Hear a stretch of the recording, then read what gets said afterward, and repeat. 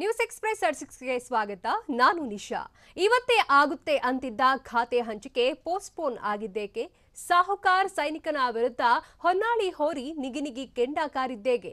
ಏರ್ಪೋರ್ಟ್‌ನಲ್ಲಿ ಲಕ್ಷದ ಜೊತೆ ತಗ್ಲಾಕೊಂಡ ಅಧಿಕಾರಿ ಯಾರು? ಗೋಲಿಬಾರ್ ಪ್ರತೀಕಾರಕ್ಕೆ ಮಾಯಾ ಗ್ಯಾಂಗ್ ಹೇಗೆ ರೆಡಿಯಾಗಿತ್ತು? ಇದೆಲ್ಲವನ್ನ ನೋಡೋಣ. ರಾಜಕೀಯ ಜಂಜಾಟದ ಮಧ್ಯೆ ಬಿಎಸ್ವೈ ಟೆಂಪಲ್ ರನ್ ಹೇಗಿತ್ತು? 2 ತಿಂಗಳಲ್ಲಿ ಮುನಿರತ್ನಗೆ ಸಚಿವ ಸ್ಥಾನ ಸಿಗತ್ತಾ? ನಾನು ಮಂತ್ರಿ ಸ್ಥಾನದ ಆಕಾಂಕ್ಷಿ ಎಂದು ಟವೆಲ್ ಹಾಕಿದ್ಯಾರು? ನೋಡೋಣ ಸಂಪುಟ ಸಂಕಟ ನ್ಯೂಸ್ ಎಕ್ಸ್‌ಪ್ರೆಸ್‌ನಲ್ಲಿ. ರಾಜ್ಯ ಬಿಜೆಪಿಯಲ್ಲಿ ಶಾಸಕರ ಅಸಮಾಧಾನ ಮುಂದುವರೆದಿದೆ. ಅಮಿತ್ ಶಾ ವಾರ್ನಿಂಗ್ ನಡುವೆಯೂ ಶಾಸಕರು ದೆಹಲಿ ಯಾತ್ರೆ ನಡೆಸಿದ್ದಾರೆ. ಕಳೆದ ಬಾರಿ ಒಂಟಿಯಾಗಿ ದೆಹಲಿ ಪ್ರಯಾಣ ಕೈಗೊಂಡಿದ್ದ ಎಂಪಿ ರೇಣುಕಾಚಾರ್ಯಗೆ ಈ ಬಾರಿ ಮತ್ತೊಬ್ಬ ಶಾಸಕ ಸಾಥ್ ಕೊಟ್ಟಿದ್ದಾರೆ. ಹೈಕಮಾಂಡ್ ಭೇಟಿಗಾಗಿ ದೆಹಲಿಗೆ ರೇಣುಕಾಚಾರ್ಯ ತೆರಳಿದ್ದು ಅತೃಪ್ತ ಶಾಸಕ ಅರವಿಂದ್ ಬೆಲ್ಲತ್ ಕೂಡ ಜೊತೆಯಾಗಿದ್ದಾರೆ. ಸಚಿವ ಸ್ಥಾನ ಸಿಗದೆ ರೆಬೆಲ್ ಆಗಿರೋ ಅತೃಪ್ತ ಶಾಸಕರು ಇಂದು ಬೆಂಗಳೂರಿನಲ್ಲಿ ಸಭೆ ಸೇರಿರೋ ಸಾಧ್ಯತೆ ಇದೆ. ಹೊನ್ನಾಳಿ ಶಾಸಕ ಎಂಪಿ ರೇಣುಕಾಚಾರ್ಯ ನಿವಾಸದಲ್ಲಿ ಸಭೆ ಸೇರಲಿದ್ದಾರೆ ಎನ್ನಲಾಗಿದೆ. ಎಲ್ಲಾ ಅಸಮಾಧಾನಿತರ ಜೊತೆ ಚರ್ಚಿಸಿ ನಿರ್ಧಾರಕ್ಕೆ ಬಂದು ನಂತರ ದೆಹಲಿಗೆ ಹೋಗಲು ರೆಬೆಲ್ ಶಾಸಕರು ತೀರ್ಮಾನಿಸಿದ್ದಾರೆ. ದೆಹಲಿ ಭೇಟಿ ವೇಳೆ ಹೈಕಮಾಂಡ್ಗೆ ತಮ್ಮ ನಿರ್ಧಾರ ತಿಳಿಸಲು ಪ್ಲಾನ್ ಮಾಡಿದ್ದಾರೆ. ರಾಜಕೀಯ ಜಂಜಾಟದ ಮಧ್ಯೆಯೂ ಸಿಎಂ ಬಿಎಸ್ವೈ ಟೆಂಪಲ್ ರನ್ ಕೈಗೊಂಡಿದ್ರು. ಸಚಿವ ಸ್ಥಾನ ಆಕಾಂಕ್ಷಿಗಳ ಅಸಮಾಧಾನ, ಪಕ್ಷದ ಶಾಸಕರ ಕೋಪ ತಾಪದ ನಡುವೆ ನೆಮ್ಮದಿ ಹುಡುಕಿಕೊಂಡು ಸಿಎಂ ದೇವರ ಮೊರೆ ಹೋಗಿದ್ರು. ಉಡುಪಿ ಜಿಲ್ಲಾ ಪ್ರವಾಸದಲ್ಲಿದ್ದ ಸಿಎಂ ಯಡಿಯೂರಪ್ಪ ಯಾವಾಗಲೂ ನಾವು ರಾಜಕೀಯ ಗೊಂದಲದಲ್ಲಿರ್ತೇವೆ, ಹೀಗಾಗಿ ರಾಜಕೀಯ ಮರೆತು ಧಾರ್ಮಿಕ ಪ್ರವಾಸಕ್ಕಾಗಿ ಬಂದಿದ್ದೇನೆ ಅಂತ ಹೇಳಿದ್ರು. ಶಾಸಕ ಮುನಿರತ್ನಗೆ ಸಚಿವ ಸ್ಥಾನ ಕೈತಪ್ಪಿದ ಬಗ್ಗೆ ಮೈಸೂರಿನಲ್ಲಿ ಸಚಿವ ಎಸ್ಟಿ ಸೋಮಶೇಖರ್ ಪ್ರತಿಕ್ರಿಯಿಸಿದ್ದು, ನಾಗೇಶ್ ರಾಜೀನಾಮೆಯಿಂದ ಸಚಿವ ಸ್ಥಾನ ಖಾಲಿಯಾಗಿದೆ. ಈ ಸ್ಥಾನ ಮುನಿರತ್ನಗೆ 2 ತಿಂಗಳಲ್ಲಿ ಸಿಗುತ್ತೆ. 2 ತಿಂಗಳಲ್ಲಿ ಅವರಿಗೆ ಅವಕಾಶ ಮಾಡಿಕೊಡ್ತೀವಿ ಅಂತ ಸಿಎಂ ಹೇಳಿದ್ದಾರೆ ಎಂದು ತಿಳಿಸಿದ್ರು. ಇನ್ನು ಸಿಡಿ ವಿಚಾರಕ್ಕೆ ಮಾತನಾಡಿದ ಅವರು, ಬೆಂಗಳೂರು ಅಭಿವೃದ್ಧಿ ಬಗ್ಗೆ ಶಾಸಕರ ಜೊತೆ ಚರ್ಚಿಸಿ ಸಿಎಂ ಸಿಡಿ ಮಾಡಿಕೊಂಡಿದ್ದಾರೆ.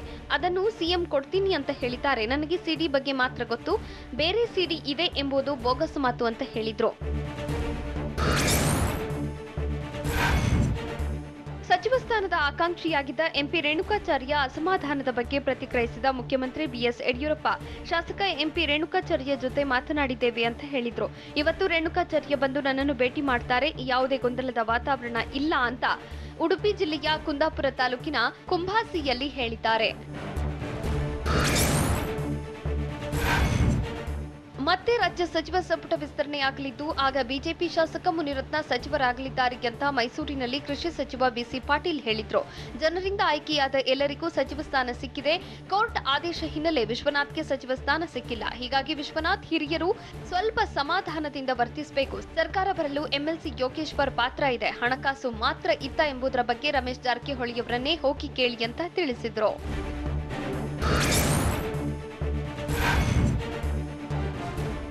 ನಮ್ಮನ್ನು ಹಿಡಿತಾರೆ, ಹೊಡಿತಾರೆಂದು ಬಾಂಬೆಗೆ ಹೋದೆವು ಅಂತ ಬಿಸಿ ಪಾಟೀಲ್ ಹೇಳಿದ್ರು. ಆಗ ಕರ್ನಾಟಕ ರಾಜ್ಯದಲ್ಲಿ ಭಯಾನಕ ಪರಿಸ್ಥಿತಿ ಇತ್ತು, ಹೀಗಾಗಿ ನಾವು ಹೆದರಿಕೆಯಿಂದ ಬಾಂಬೆಗೆ ಹೋಗಿದ್ದೆವು. ನಮ್ಮದು ಬಾಂಬೆ ಟೀಮ್ ಎಂದು ಯಾವುದೂ ಇರಲಿಲ್ಲ. ರಾಜೀನಾಮೆ ಕೊಟ್ಟ ಸಂದರ್ಭದಲ್ಲಿ ಡಾಕ್ಟರ್ ಕೆ ಸುಧಾಕರ್ರನ್ನು ಲಿಫ್ಟ್ನಲ್ಲಿ ಹಾಕಿಕೊಂಡು ಹೊಡೆದಿದ್ರು. ಆ ಬಳಿಕ ಖರ್ಗೆ ಕಚೇರಿಯೊಳಗೆ ಹಾಕಿದ್ರು. ಹೀಗಾಗಿ ನಾವು ಹೆದರಿಕೊಂಡು ಬಾಂಬೆಗೆ ಹೋಗಿದ್ದೆವು ಎಂದು ಹೇಳಿದ್ರು.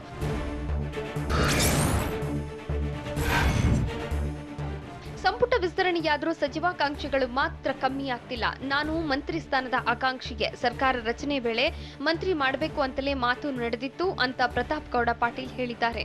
ಮುನಿರತ್ನಗೂ ಮಂತ್ರಿ ಮಾಡಬೇಕಿತ್ತು, ಗೆದ್ದು ಬಂದ ಮೇಲೆ ನನ್ನನ್ನು ಮಂತ್ರಿ ಮಾಡ್ತಾರೆ. ಮಸ್ಕಿ ಜನರು ನನ್ನನ್ನು ಗೆಲ್ಲಿಸ್ತಾರೆ ಎಂದು ವಿಶ್ವಾಸ ವ್ಯಕ್ತಪಡಿಸಿದ್ರು.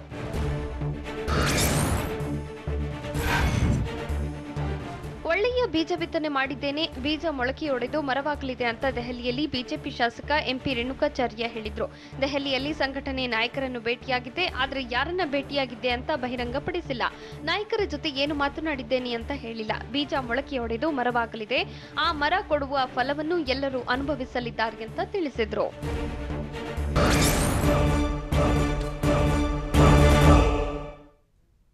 ಮತ್ತೆರಡು ದಿನ ಮುಂದೂಡಿಕೆ ಆಗಿದ್ದೇಕೆ ಖಾತೆ ಹಂಚಿಕೆ? ಖಾತೆ ಅದಲು ಬದಲು ಮಾಡಲು ಹಿರಿಯ ಸಚಿವರು ಆಕ್ಷೇಪ ವ್ಯಕ್ತಪಡಿಸಿದ್ದಾರಾ? ನೂತನ ಸಚಿವರ ಸಂಭಾವ್ಯ ಖಾತೆಗಳು ಯಾವ್ಯಾವು? ನೋಡೋಣ ಖಾತೆ ಕ್ಯಾತೆ ನ್ಯೂಸ್ ಎಕ್ಸ್‌ಪ್ರೆಸ್‌ನಲ್ಲಿ.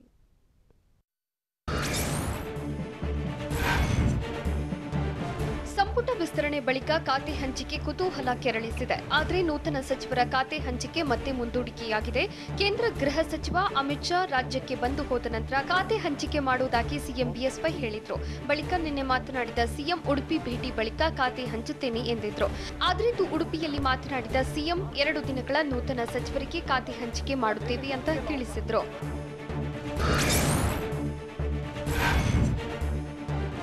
ಸಿಎಂ ಯಡಿಯೂರಪ್ಪ ಸಂಪುಟಕ್ಕೆ 7 ಸಚಿವರು ಪ್ರವೇಶಿಸಿ 6 ದಿನವೇ ಕಳೆದಿದ್ದು ನೂತನ ಸಚಿವರಿಗೆ ಇನ್ನೂ ಖಾತೆ ಹಂಚಿಕೆಯಾಗಿಲ್ಲ.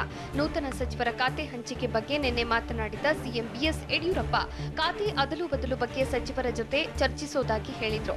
ಆದರೆ ಖಾತೆಗಳ ಬದಲಾವಣೆ ಬಗ್ಗೆ ಕೆಲವು ಹಿರಿಯ ಸಚಿವರು ಆಕ್ಷೇಪ ವ್ಯಕ್ತಪಡಿಸುತ್ತಿದ್ದಾರಂತೆ.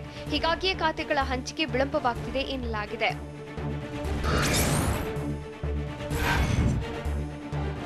ಸಂಪುಟ ವಿಸ್ತರಣೆ ಬಳಿಕ ಖಾತೆ ಖ್ಯಾತಿ ಶುರುವಾಗಿದೆ. ಸಂಪುಟಕ್ಕೆ ಸೇರ್ಪಡೆಯಾದ ನೂತನ ಸಚಿವರಿಗೆ ಯಾವ್ಯಾವ ಖಾತೆ ಅನ್ನೋದು ತೀವ್ರ ಕುತೂಹಲ ಮೂಡಿಸಿದೆ. ಖಾತೆ ಹಂಚಿಕೆಗೆ ಸಿಎಂ ಯಡಿಯೂರಪ್ಪ ಮಾಡಿರುವ ಪ್ಲಾನ್ ಏನು ಅನ್ನೋ ಗುಟ್ಟು ಇನ್ನೂ ಬಹಿರಂಗವಾಗಿಲ್ಲ. ಹೀಗಾಗಿ ಬಿಎಸ್ವೈ ಖಾತೆ ಅದಲು ಬದಲು ಮಾಡುವ ಲೆಕ್ಕಾಚಾರ ಹಾಕಿದ್ದಾರಾ ಅನ್ನೋ ಅನುಮಾನ ಮೂಡಿದ್ದು ಪವರ್ಫುಲ್ ಖಾತೆಗಳ ಮೇಲೆ ಘಟಾನುಘಟಿಗಳಿಗೆ ಕಣ್ಣು ಇಟ್ಟಿದ್ದಾರೆ.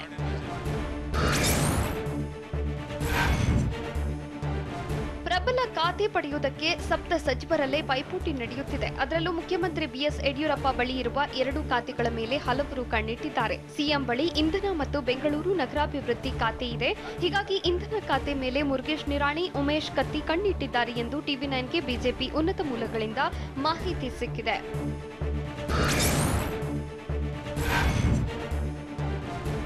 ನಾಗೇಶ್ ರಾಜೀನಾಮೆಯಿಂದ ಅಬಕಾರಿ ಖಾತೆ ತೆರವಾಗಿದೆ. ಮತ್ತೊಂದೆಡೆ ಸುಧಾಕರ್ ಬಳಿ ಆರೋಗ್ಯ ಖಾತೆ ಹಾಗೂ ವೈದ್ಯಕೀಯ ಶಿಕ್ಷಣ ಖಾತೆ ಇದೆ. ಹೀಗಾಗಿ ಆರೋಗ್ಯ ಖಾತೆ ಹೊಸ ಸಚಿವರೊಬ್ಬರಿಗೆ ಹಂಚಿಕೆಯಾಗುವ ಸಾಧ್ಯತೆ ಇದೆ. ಜೊತೆಗೆ ಅಬಕಾರಿ ಖಾತೆ ಮೇಲೂ ಕೆಲವು ನೂತನ ಸಚಿವರು ಕಣ್ಣಿಟ್ಟಿದ್ದಾರೆ.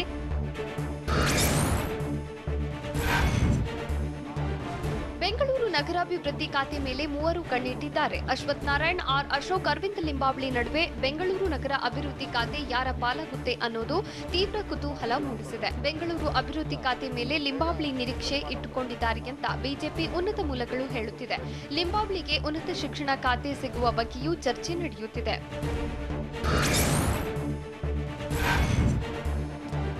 ನೂತನ ಸಚಿವರ ಸಂಭಾವ್ಯ ಖಾತೆಗಳ ಪಟ್ಟಿ ಟಿವಿ9ಗೆ ಲಭ್ಯವಾಗಿದೆ. ಅರವಿಂದ ಲಿಂಬಾವಳಿಗೆ ಉನ್ನತ ಶಿಕ್ಷಣ ಖಾತೆ ನೀಡುವ ಸಾಧ್ಯತೆ ಇದ್ದು, ಉಮೇಶ್ ಕತ್ತಿಗೆ ತೋಟಗಾರಿಕೆ ಜವಾಬ್ದಾರಿ ನೀಡುತ್ತಾರೆ ಎನ್ನಲಾಗಿದೆ. ಇನ್ನು ಎಸ್ ಅಂಗಾರಾಗೆ ಮೀನುಗಾರಿಕೆ ಖಾತೆ, ಎಂಟಿಬಿ ನಾಗರಾಜ್ಗೆ ಹಿಂದುಳಿದ ವರ್ಗಗಳ ಕಲ್ಯಾಣ, ಆರ್ ಶಂಕರ್ಗೆ ಅಬಕಾರಿ ಹೊಣೆ ಹೊರಿಸುವ ಸಾಧ್ಯತೆ ಇದೆ. ಇನ್ನು ಮುರುಗೇಶ್ ನಿರಾಣಿಗೆ ಐಟಿ-ಬಿಟಿ, ವಿಜ್ಞಾನ ಮತ್ತು ತಂತ್ರಜ್ಞಾನ, ಸಿಪಿ ಯೋಗೇಶ್ವರ್ಗೆ ಕನ್ನಡ ಮತ್ತು ಸಂಸ್ಕೃತಿ ಖಾತೆ ಹಂಚಿಕೆ ಮಾಡುತ್ತಾರೆ ಅಂತ ಹೇಳಲಾಗ್ತಿದೆ.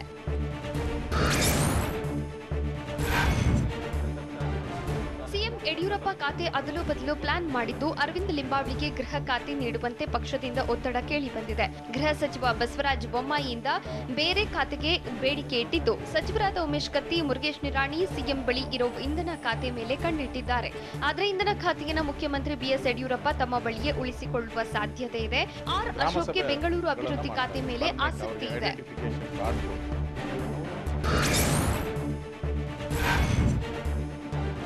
ಮಂತ್ರಿಮಂಡಲ ವಿಸ್ತರಣೆ, ಖಾತೆ ಹಂಚಿಕೆ ಸಿಎಂ ಪರಮಾಧಿಕಾರ. ಖಾತೆ ಬದಲಾವಣೆ ಬಗ್ಗೆ ನನಗಂತೂ ಯಾವುದೇ ಮಾಹಿತಿ ಇಲ್ಲ ಅಂತ ರಮೇಶ್ ಜಾರಕಿಹೊಳಿ ಹೇಳಿದ್ರು. ರೇಣುಕಾಚಾರ್ಯ ತನ್ನ ಗೆಳೆಯ, ವಿಶ್ವನಾಥ್ ನನ್ನ ಗುರುಗಳು, ಇಬ್ಬರು ಬಳಿಯೂ ಮಾತನಾಡ್ತೇನೆ. ಮುನಿರತ್ನಗೆ ಮಂತ್ರಿ ಸ್ಥಾನ ಕೊಡಿಸುವಲ್ಲಿ ವಿಫಲವಾಗಿಲ್ಲ, ಪ್ರಯತ್ನ ಮುಂದುವರೆದಿದೆ. ಮುನಿರತ್ನಗೆ ಸರ್ಕಾರ ರಚಿಸುವಾಗ ಸಿಎಂ ಏನು ಭರವಸೆ ಕೊಟ್ಟಿದ್ರೋ ಗೊತ್ತಿಲ್ಲ ಅಂತ ಹೇಳಿದ್ರು.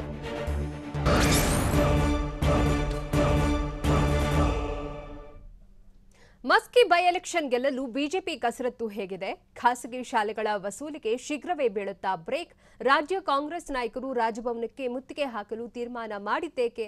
ನೋಡೋಣ ಬೆಂಗಳೂರು ನ್ಯೂಸ್ ಎಕ್ಸ್‌ಪ್ರೆಸ್‌ನಲ್ಲಿ.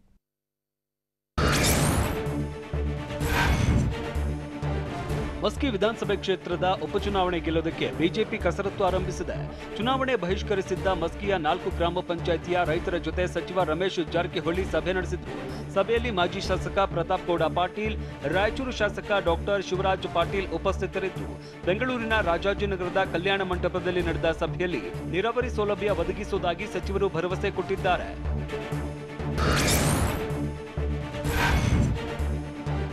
ಮಸ್ಕಿಯಲ್ಲಿ ಪ್ರತಾಪ್ ಗೌಡ ಗೆದ್ದರೆ ಮಂತ್ರಿ ಆಗ್ತಾರೆ ಅಂತ ಬೆಂಗಳೂರಲ್ಲಿ ಸಚಿವ ರಮೇಶ್ ಜಾರಕಿಹೊಳಿ ಘೋಷಣೆ ಮಾಡಿದ್ರು. ಕುತಂತ್ರಿಗಳು ಏನೇ ಹೇಳಿ ಪ್ರತಾಪ್ ಗೌಡ ಪಾಟೀಲ್ ರಾಯಚೂರು ಪ್ರತಿನಿಧಿಸುತ್ತಾರೆ, ಗೆದ್ದು ಮುಖ್ಯಮಂತ್ರಿ ಬಿಎಸ್ ಯಡಿಯೂರಪ್ಪ ಸಂಪುಟ ಪ್ರವೇಶಿಸುತ್ತಾರೆ ಅಂತ ಸಾಹುಕಾರ್ ಹೇಳಿದ್ರು.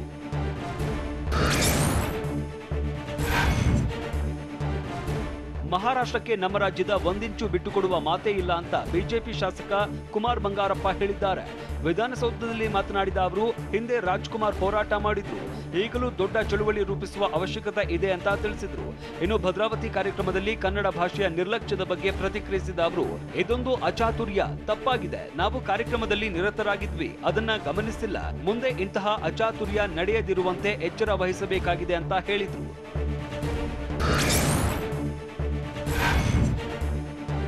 ಖಾಸಗಿ ಶಾಲೆಗಳ ಫೀಸ್ ಟಾರ್ಚರ್ನಿಂದಾಗಿ ಬೇಸತ್ತಿದ್ದ ಪೋಷಕರಿಗೆ ರಿಲೀಫ್ ಸಿಗುವ ಸಾಧ್ಯತೆ ಇದೆ. ನಾಳೆ ಅಥವಾ ನಾಡಿದ್ದು ಖಾಸಗಿ ಶುಲ್ಕ ನಿಗದಿ ಮಾಡಿ ಆದೇಶ ಪ್ರಕಟಿಸುವ ಸಾಧ್ಯತೆ ಇದೆ. ಈಗಾಗಲೇ ಶುಲ್ಕ ವರದಿ ತಯಾರಿಸಿ ಸರ್ಕಾರಕ್ಕೆ ಸಲ್ಲಿಸಿದ್ದೇನೆ ಅಂತ ಸಾರ್ವಜನಿಕ ಶಿಕ್ಷಣ ಇಲಾಖೆ ಆಯುಕ್ತ ವಿ ಅನ್ಬುಕುಮಾರ್ ಮಾಹಿತಿ ನೀಡಿದ್ದಾರೆ.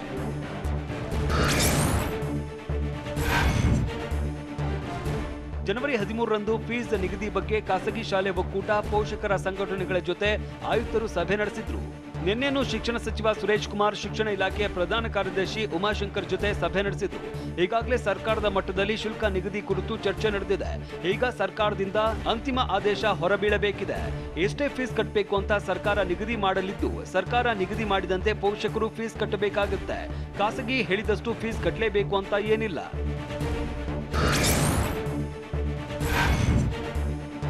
ದೆಹಲಿಯಲ್ಲಿ ಧರಣಿ ನಡೆಸ್ತಾ ಇರುವ ರೈತರಿಗೆ ಕಾಂಗ್ರೆಸ್ ಬೆಂಬಲ ಸೂಚಿಸಿದ್ದು, ರಾಜಭವನಕ್ಕೆ ಮುತ್ತಿಗೆ ಹಾಕೋದಕ್ಕೆ ತೀರ್ಮಾನಿಸಿದೆ. ಈ ಬಗ್ಗೆ ಮಾಹಿತಿ ನೀಡಿರುವ ಕೆಪಿಸಿಸಿ ಅಧ್ಯಕ್ಷ ಡಿಕೆ ಶಿವಕುಮಾರ್, ನಾಳೆ ರಾಜಭವನ ಮುತ್ತಿಗೆ ಹಾಕ್ತೇವೆ ಅಂತ ಹೇಳಿದ್ರು. ರಾಜ್ಯದಲ್ಲಿ 3 ಕರಾಳ ಕಾನೂನು ಹಾಗೂ ಕೊರೋನಾ ಸಂದರ್ಭದಲ್ಲಿ ನೀಡಿದ ಮಾತಿಗೆ ತಪ್ಪಿರುವ ಹಿನ್ನೆಲೆ ಹೋರಾಟ ಮಾಡ್ತಾ ಇದ್ದೇವೆ. ರೈತರ ಹೋರಾಟಕ್ಕೆ ಬೆಂಬಲವಾಗಿ ಮುತ್ತಿಗೆ ಹಾಕುತ್ತೇವೆ ಅಂತ ತಿಳಿಸಿದ್ರು.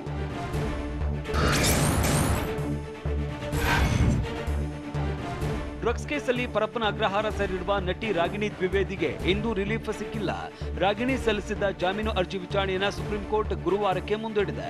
ಹೈಕೋರ್ಟ್ ಆದೇಶ ಪ್ರಶ್ನಿಸಿ ರಾಗಿಣಿ ಅರ್ಜಿ ಸಲ್ಲಿಸಿದ್ರು. ಇನ್ನು ಪ್ರಕರಣ ಮತ್ತೋರ್ವ ಆರೋಪಿ ಶಿವಪ್ರಕಾಶ್ ನಿರೀಕ್ಷಣಾ ಜಾಮೀನು ಅರ್ಜಿ ಸಹ ಮುಂದೂಡಿಕೆಯಾಗಿದೆ.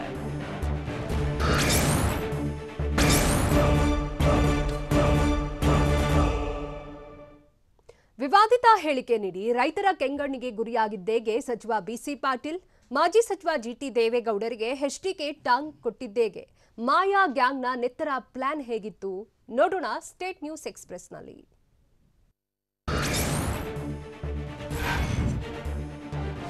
ಮಾರ್ಚ್ ಮೊದಲ ವಾರದಲ್ಲಿ ಬಜೆಟ್ ಮಂಡಿಸುತ್ತೇವೆ ಅಂತ ಉಡುಪಿ ಜಿಲ್ಲೆ ಕುಂದಾಪುರದಲ್ಲಿ ಸಿಎಂ ಬಿಎಸ್ವೈ ಹೇಳಿದ್ದಾರೆ. ಹಣಕಾಸಿನ ಇತಿಮಿತಿಯಲ್ಲಿ ಬಜೆಟ್ ಘೋಷಿಸಬೇಕಾಗಿದೆ. ಜೊತೆಗೆ ರಾಜ್ಯದ ಸರ್ವಾಂಗೀಣ ಅಭಿವೃದ್ಧಿಗೆ ಸರ್ಕಾರ ಶ್ರಮಿಸ್ತಾ ಇದೆ ಅಂತ ಸಿಎಂ ತಿಳಿಸಿದ್ದಾರೆ. 2 ದಿನದಲ್ಲಿ ನೂತನ ಸಚಿವರಿಗೆ ಖಾತೆ ಹಂಚಿಕೆ ಮಾಡ್ತೇವೆ ಅಂತಾನೂ ಬಿಎಸ್ ಯಡಿಯೂರಪ್ಪ ತಿಳಿಸಿದ್ದಾರೆ.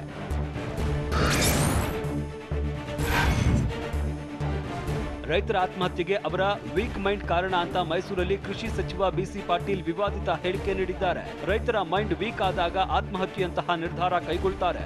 ರೈತರ ಆತ್ಮಹತ್ಯೆ ನಿರ್ಧಾರಕ್ಕೆ ಸರ್ಕಾರದ ನೀತಿಗಳು ಕಾರಣವಲ್ಲ ಅಂತ ಬಿಸಿ ಪಾಟೀಲ್ ಹೇಳಿದ್ರು. ಅಲ್ಲದೆ ಆತ್ಮಹತ್ಯೆಗೆ ಶರಣಾದ ರೈತರ ಮನೆಗಳಿಗೆ ಹೋಗಿ ಹಾರ ಹಾಕಿ ಸಾಂತ್ವನ ಹೇಳಿದ್ರೆ ಆತ್ಮಹತ್ಯೆ ನಿಲ್ಲಲ್ಲ.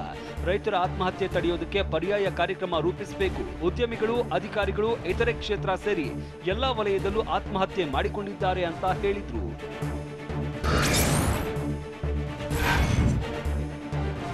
ಮೈಸೂರಲ್ಲಿ ಕೃಷಿ ಸಚಿವ ಬಿಸಿ ಪಾಟೀಲ್ ವಿರುದ್ಧ ರೈತರು ಚೀತು ಅಂತ ಕಿಡಿಕಾರಿದ್ದಾರೆ. ರಾಜ್ಯ ಬಿಜೆಪಿ ಸರ್ಕಾರಕ್ಕೆ ಯಾವ ಕಾಲದಲ್ಲಿ ಭತ್ತ ನಾಟಿ ಮಾಡ್ತಾರೆ ಅಂತ ಗೊತ್ತಿಲ್ಲ, ಆದರೆ ಸಾಮಾನ್ಯ ಪರಿಜ್ಞಾನ ಇಲ್ಲ ಅಂತ ಆಕ್ರೋಶ ವ್ಯಕ್ತಪಡಿಸಿದ್ದಾರೆ. ಜಿಲ್ಲಾಡಳಿತ ಕೇಳಿದ್ರೆ ಸರ್ಕಾರ ಆದೇಶ ಮಾಡಬೇಕು ಅನ್ನುತ್ತೆ. ಇದು ಅಕ್ಷಮ್ಯ. ನಿಮಗೆ ಸ್ವಲ್ಪನೂ ಜವಾಬ್ದಾರಿ ಇಲ್ಲ. ಆಡಳಿತ ನಡೆಸೋದಕ್ಕೆ ಗೊತ್ತಿಲ್ಲದಿದ್ರೆ ಅಧಿಕಾರ ಬಿಟ್ಟು ತೊಲಗಿ ಅಂತ ರೈತರು ಗರಂ ಆಗಿದ್ದಾರೆ. ಹೀಗೆ ತರಾಟಿಗೆ ತೆಗೆದುಕೊಳ್ತಾ ಇದ್ದಂತೆ ಸಚಿವ ಬಿಸಿ ಪಾಟೀಲ್ ತಬ್ಬಿಬ್ಬಾದ್ರು.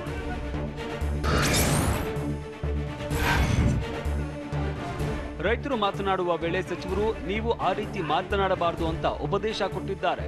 ಆಗ ಸಚಿವರ ಹೇಳಿಕೆಯಿಂದ ಮತ್ತಷ್ಟು ಆಕ್ರೋಶಗೊಂಡ ರೈತರು, ನೀವು ಹೇಳಿದ್ದನ್ನ ಕೇಳ್ಕೊಂಡು ಕೈಮುಗಿದು ನಿಲ್ಬೇಕಾ? ನೀವೇನು ಆಕಾಶದಿಂದ ಧರೆಗಿಳಿದು ಬಂದಿದ್ದೀರಾ?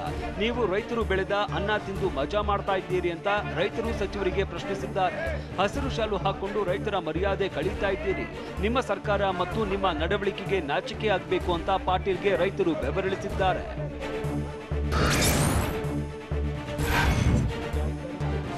ಜೆಡಿಎಸ್ನ ರೆಬೆಲ್ ಶಾಸಕರಿಗೆ ಮಾಜಿ ಸಿಎಂ ಎಚ್.ಡಿ. ಕುಮಾರಸ್ವಾಮಿ ಟಾಂಗ್ ಕೊಟ್ಟಿದ್ದಾರೆ. ಕೇವಲ ವಿಸಿಟಿಂಗ್ ಕಾರ್ಡ್ಗಾಗಿ ನಾನು ಅವಕಾಶ ಕೊಡ್ಲಾ ಅಂತ ಪ್ರಶ್ನಿಸಿದ್ದಾರೆ. ವೀಕ್ಷಕರ ಪಟ್ಟಿಯಿಂದ ಜಿಟಿಡಿ ಹೆಸರನ್ನ ಕೈಬಿಟ್ಟ ವಿಚಾರದ ಬಗ್ಗೆ ಮಾತನಾಡಿದ ಎಚ್ಡಿಕೆ, ಅವರಿಗೆ ಪಕ್ಷ ಸಂಘಟನೆಯ ಬಗ್ಗೆ ಆಸಕ್ತಿ ಇಲ್ಲ, ನನ್ನ ಕ್ಷೇತ್ರ ಮುಖ್ಯ ಅಂತ ಜಿಟಿ ದೇವೇಗೌಡರು ಹೇಳಿದ್ದಾರೆ. ಮೇಲಾಗಿ ಪಕ್ಷ ಸಂಘಟನೆಗೆ ಸಮಯ ಕೊಡಲಾಗಲ್ಲ ಅಂದಿದ್ದಾರೆ. ಇಲ್ಲಿ ವಯಸ್ಸಿನ ವಿಚಾರ ಬರಲ್ಲ, ಹೊರಟ್ಟಿಗೆ ವಯಸ್ಸಾಗಿಲ್ವಾ ಅಂತ ಎಚ್ಡಿಕೆ ಜಿಟಿಡಿಗೆ ಟಾಂಗ್ ಕೊಟ್ಟಿದ್ದಾರೆ.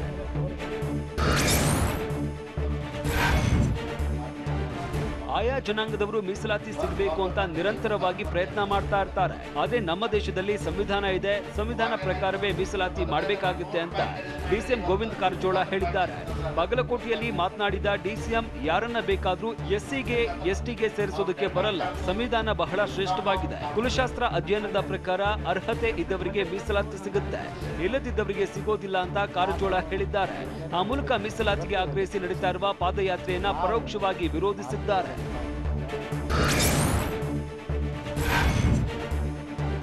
ಸಿಎಎ ಎನ್ಆರ್ಸಿ ಪ್ರತಿಭಟನೆ ವೇಳೆ ಗುಂಡು ಹಾರಿಸಿದ್ದ ಮಂಗಳೂರು ಪೊಲೀಸರ ವಿರುದ್ಧ ಪ್ರತೀಕಾರಕ್ಕೆ ಸ್ಕೆಚ್ ಹಾಕಿದ್ದ ಗ್ಯಾಂಗ್ ಅನ್ನ ಅರೆಸ್ಟ್ ಮಾಡಲಾಗಿದೆ. ಗೋಲಿಬಾರ್ಗೆ ಸೇಡು ತೀರಿಸಿಕೊಳ್ಳೋದಕ್ಕೆ ಟೀಮ್ ಮಾಯಾ ಹೆಸರಲ್ಲಿ 6 ಜನ ಪ್ಲಾನ್ ಮಾಡಿದ್ರು. ರಾಜಕೀಯ ಪಕ್ಷ ಮತ್ತು ಸಂಘಟನೆಯೊಂದರ ಜೊತೆ ಪ್ಲಾನ್ ಮಾಡಿ 1 ವರ್ಷದ ಒಳಗೆ ಸೇಡು ತೀರಿಸಿಕೊಳ್ಳೋದು ಗ್ಯಾಂಗ್ನ ಅಜೆಂಡವಾಗಿತ್ತು. ಸದ್ಯ ಆರೋಪಿಗಳು ಅಂಡರ್ ಆಗಿದ್ದಾರೆ. ಇನ್ನು ಮಾಯಾ ಗ್ಯಾಂಗ್ ಹೆಸರಲ್ಲಿ ಸಿಕ್ಕಲ್ಲೇ ಪೊಲೀಸರನ್ನ ಹತ್ಯೆಗೈಯುವುದಕ್ಕೆ ಟೀಮ್ ತಂಡ ಯೋಜನೆ ರೂಪಿಸಿತ್ತು. 7-8 ತಂಡ 2 ದಿನದಲ್ಲಿ ಏಕಕಾಲದಲ್ಲಿ ದಾಳಿ ನಡೆಸೋದಕ್ಕೆ ಮುಂದಾಗಿತ್ತು. ಒಂಟಿಯಾಗಿ ಕಾಣುವ ಪೊಲೀಸರನ್ನ ಕೊಲ್ಲೋದಕ್ಕೆ ಮಾಯಾ ಗ್ಯಾಂಗ್ ತಂತ್ರ ರೂಪಿಸಿತ್ತು. ಸದ್ಯ ಮಾಯಾ ಗ್ಯಾಂಗ್ ಅನ್ನ ಹೆಡೆಮುರಿ ಕಟ್ಟಿರುವ ಪೊಲೀಸರು ಹತ್ಯೆ ತಂತ್ರವನ್ನ ವಿಫಲಗೊಳಿಸಿದ್ದಾರೆ. ಅತಿ ದೊಡ್ಡ ವಿಧ್ವಂಸಕ ಕೃತ್ಯವೊಂದನ್ನ ಮಂಗಳೂರು ಪೊಲೀಸರು ಬಯಲಿಗೆ ಎಳೆದಿದ್ದಾರೆ.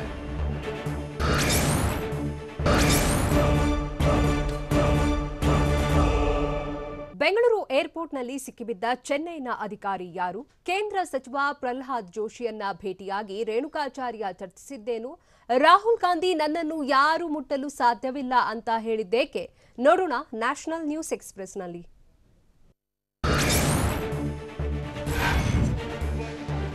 ಸಚಿವ ಸ್ಥಾನ ಸಿಗದೆ ಅಸಮಾಧಾನಗೊಂಡಿರೋ ಶಾಸಕ ಎಂಪಿ ರೇಣುಕಾಚಾರ್ಯ ದೆಹಲಿಗೆ ತೆರಳಿದ್ದು ಪಕ್ಷದ ವರಿಷ್ಠರ ಜೊತೆ ಮಾತುಕತೆ ನಡೆಸಿದ್ದಾರೆ. ಇದೇ ವೇಳೆ ದೆಹಲಿಯಲ್ಲಿ ಕೇಂದ್ರ ಸಚಿವ ಪ್ರಹ್ಲಾದ್ ಜೋಶಿಯನ್ನ ರೇಣುಕಾಚಾರ್ಯ ಭೇಟಿಯಾಗಿದ್ದಾರೆ. ಪ್ರಹ್ಲಾದ್ ಜೋಶಿ ನಿವಾಸದಲ್ಲಿ ಭೇಟಿಯಾಗಿ ಚರ್ಚಿಸಿದ್ದಾರೆ.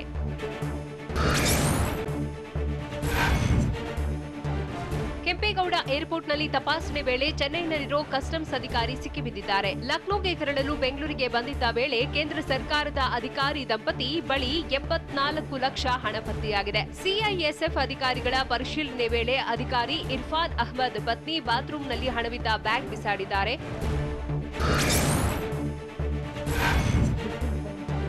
ದೆಹಲಿಯಲ್ಲಿ ಸುದ್ದಿಗೋಷ್ಠಿ ನಡೆಸಿದ ಕಾಂಗ್ರೆಸ್ ನಾಯಕ ರಾಹುಲ್ ಗಾಂಧಿ ಬಿಜೆಪಿ ವಿರುದ್ಧ ವಾಗ್ದಾಳಿ ನಡೆಸಿದ್ದಾರೆ. ಕೃಷಿ ಕ್ಷೇತ್ರದಲ್ಲಿ ಸ್ವಾತಂತ್ರ್ಯ ಪೂರ್ವದ ಸ್ಥಿತಿ ಮರುಕಳಿಸುತ್ತಿದೆ, ಇದರಿಂದ ರೈತರು ಪ್ರತಿಭಟನೆ ನಡೆಸುತ್ತಿದ್ದಾರೆ ಅಂತ ಹೇಳಿದರು. ಪ್ರತಿಭಟನಾ ನಿರತ ರೈತರಿಗೆ ಪೂರ್ತಿ ಬೆಂಬಲ ನೀಡುತ್ತೇವೆ. ಕೇಂದ್ರ ಸರ್ಕಾರ ರೈತರನ್ನ ಮೂರ್ಖರನ್ನಾಗಿ ಮಾಡಲು ಯತ್ನಿಸುತ್ತಿದ್ದು 3 ಕೃಷಿ ತಿದ್ದುಪಡಿ ಕಾಯ್ದೆಯನ್ನು ವಾಪಸ್ ಪಡೆಯಲೇಬೇಕು ಅಂತ ಆಗ್ರಹಿಸಿದರು.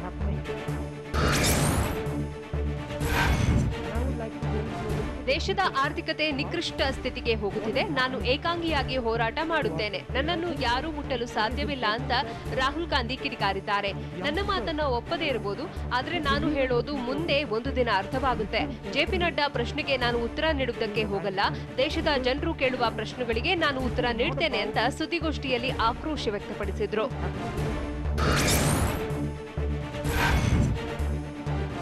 ಕೋವ್ಯಾಕ್ಸಿನ್ 2ನೇ ಬ್ಯಾಚ್ ಲಸಿಕೆ ಪೂರೈಕೆಗೆ ಕೇಂದ್ರ ಸರ್ಕಾರ ಆರ್ಡರ್ ಮಾಡಿದೆ. 45 ಲಕ್ಷ ಡೋಸ್ ಪೂರೈಕೆಗೆ ಕೇಂದ್ರ ಸರ್ಕಾರ ತಿಳಿಸಿದೆ. ಭಾರತ ಬಯೋಟೆಕ್ ಈಗಾಗಲೇ 56 ಲಕ್ಷ ಡೋಸ್ ಪೂರೈಕೆ ಮಾಡಿದೆ. ಇದೀಗ ಮತ್ತೆ 2ನೇ ಬ್ಯಾಚ್ನಲ್ಲಿ 45 ಲಕ್ಷ ಡೋಸ್ ಲಸಿಕೆಗೆ ಬೇಡಿಕೆ ಇಟ್ಟಿದೆ.